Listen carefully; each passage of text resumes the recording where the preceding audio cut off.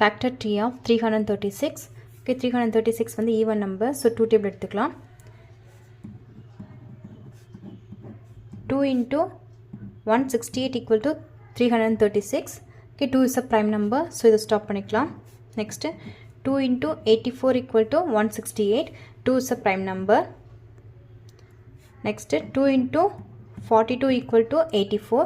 2 is a prime number, so இதை stop பண்ணிக்கலாம். Next, 2 into 21 equal to 42.